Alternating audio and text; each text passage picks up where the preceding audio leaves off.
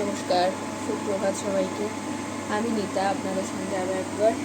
আজকে রান্নাঘর থেকে শুরু করলাম। কর্তামশাই যাবেন অফিস, তাই ভাত খেয়ে যাবেন। আমাদের বাঙালি বুঝতেই পারছেন, ভাত খেলে তো একটু পদ লাগেই। তো এখন বানাবো আলু ফুলকপি দিয়ে সয়াবিন দিয়ে তরকারি। কে কে আপনারা খেয়েছেন বলবেন। আমরা ভালোই খাই, খারাপ খাই না। আর এত ছোট রান্নাঘর যেখানে আমরা রয়েছি, সেখানে বেশি কিছু করে ওঠার সুযোগ হয় না। সত্যি কথা বলতে 1 মাস পরে যেহেতু বেরিয়ে যাবো, সব পুরো লাগেজ আনপ্যাক করতে ইচ্ছেও করছে না, কারণ গোছানোর সময় প্রচণ্ড কষ্ট হবে। তখন আমি এখন ঘুমাচ্ছে, এই ফাঁকে এই রান্নাটুকু করে নিলে আমার ডাল হয়ে গেছে, ভাত বসে গেছে, আর একটু ডিমের অমলেট করে দেবো, তাহলে মানুষটি খেয়ে বেরোতে পারবে, তাই না? তো চলুন এখন দেখাই আপনাদেরকে। এই ছোট্ট রান্নাঘর দেখুন, ছোট্ট রান্নাঘর, একদম ছোট্ট, তার উপর স্পেস নেই বললেই চলে। তো এখানেই করা, কোনো রকমের মোবাইলটাকে রেখেছি, ভাবলাম একবার শেয়ার করি রান্নাঘর থেকেই আপনাদের। তেলটা দিয়ে দিয়েছি, এবার এর মধ্যে একে একে ফোড়নগুলো দিয়ে দিই। আবার ফুলকপি মটর সয়াবিন ভাপানো হয়ে গেছে, একটু গরম জলে হালকা ভাপিয়ে দিয়েছি। চলুন করি আমি, আপনারা সাথে থাকুন, কমেন্টে জানাবেন কার কার ভালো লাগে।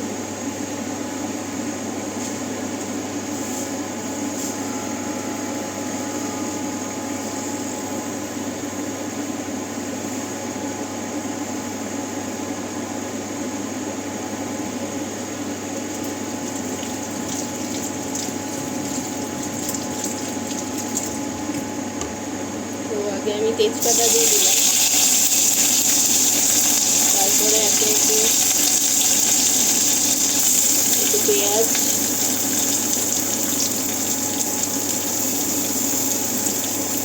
টমেটো,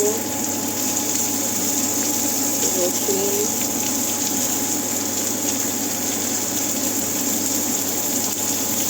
আদাটা খুব একটা খাই না, তো আদা দেবো না, আপনারা চাইলে দিতেই পারেন। আমি পেঁয়াজ, টমেটো, রসুন দিলাম, একটু তেজপাতা দিলাম। যেহেতু মেয়েকেও এটা আমি দেবো, কারণ আমি চেষ্টা করি মোটামুটি নিজেরা যেটা খাই সেটাই দেওয়ার, আর সবজিটা খাওয়ানোর চেষ্টা করি। জানেন তো, ওই বাড়িতে না আমাদের ননভেজ বলতে শুধুমাত্র ডিমটাই ওরা পারমিশন দিয়েছে, মাছ মাংস ঠিক ঢোকাতে বারণ করেছে। তো আমরা আপাতত 1 মাস ধরে এই ডিম আর এই সয়াবিন, পনির এসবের উপরেই খাচ্ছি আর কি।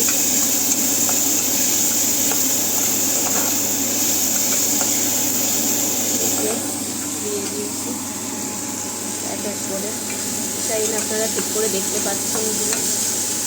টমেটো, তেজপাতা, পেঁয়াজ, লঙ্কা, একটু রসুন দিয়ে একটু ভাজা ভাজা হয়ে গেলে আমি এর মধ্যে আলু দেবো। আমি আলাদা করে আলু ফুলকপিগুলো ভাজিনি, কারণ কর্তামশাইয়ের আবার কোলেস্টেরল আছে, তো বেশি তেল খাওয়া বারণ, ডাক্তারেরই বারণ আছে। তো আমি চেষ্টা করছি সবসময় তাই করি, হালকার ওপর অল্প করে তেলেই করার চেষ্টা করি, কিন্তু খারাপ হয় না। হ্যাঁ, ভাজলে অবশ্যই তার টেস্ট বাড়ে, সে তো ঠিকই, কিন্তু এটাও খেতে খারাপ হয় না। তো মোটামুটি আমার ভাজা ভাজা হয়ে গেছে, এর মধ্যে আমি আলুগুলো দিয়ে দিই, তাহলে আলুটা ভাজা হয়ে যাবে।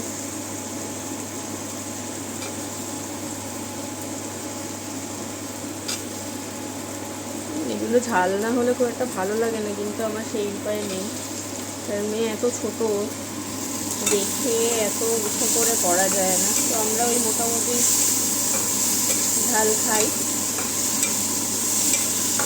এটা মেয়েও খেতে পারে, সেরকমভাবেই করি আর কি।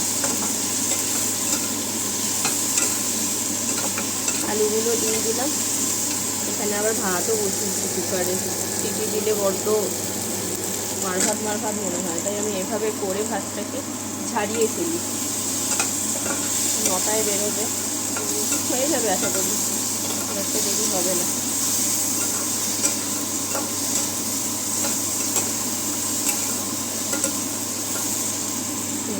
এখানে রাখি।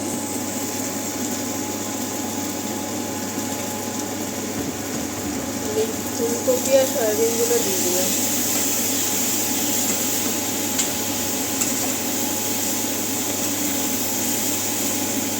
অল্প মশলা এগুলো একটু কষে যাবে, এরপরে একে একে নুন, হলুদ, একটু জিরেগুলো আমি দিয়ে দেবো।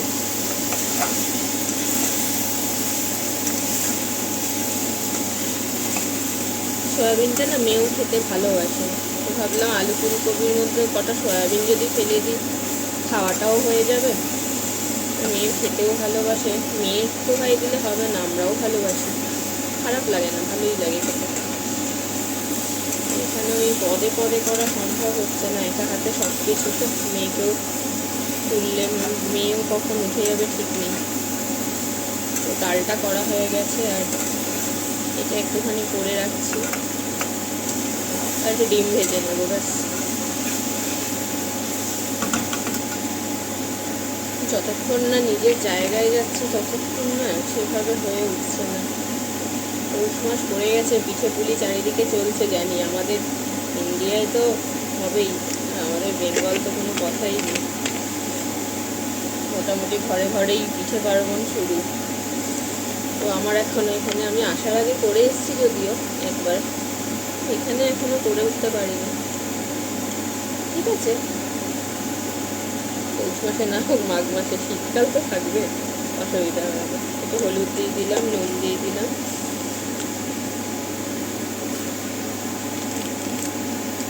সামান্য একটু জিরে গুঁড়ো দিয়ে দিচ্ছি।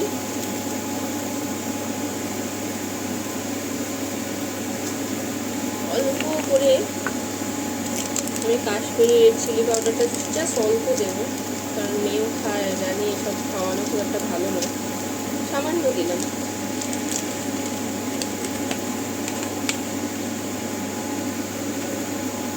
একটু নাড়িয়ে নিই। মশলা ভাজার গন্ধটা অনেকটাই চলে গেছে।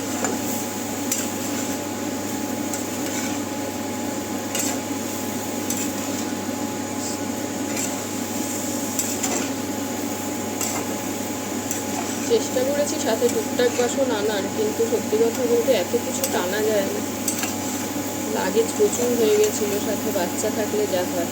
তো আমাকে এখানে অনেক কিছু কিনতেও হবে। সবার আগে তো একটা কড়াই, যেটা আমার কাছে এটা ম্যান্ডেটরি, একদম কিনতেই হবে।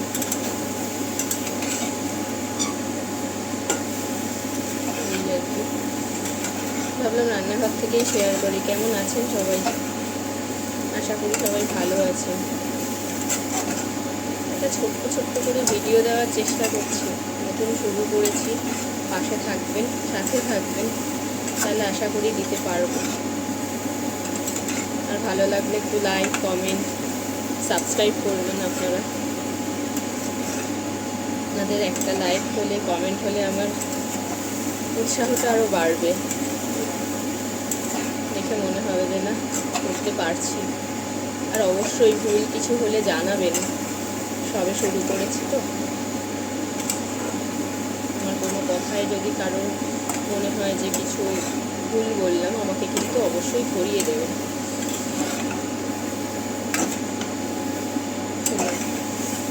হয়ে গেল, একটু এটাকে মিনিট 5 ঢাকা দিয়ে রাখি। ভাতের মতো হচ্ছে। এই একটা পদ তৈরি হয়ে গেলে আমি অনেকটা নিশ্চিন্ত, তারপরে তো খাওয়ার সময় ডিম ভেজে নেওয়াই যাবে। তো এটা হয়ে গেলে আমার কমপ্লিট হয়ে যাবে আর কি।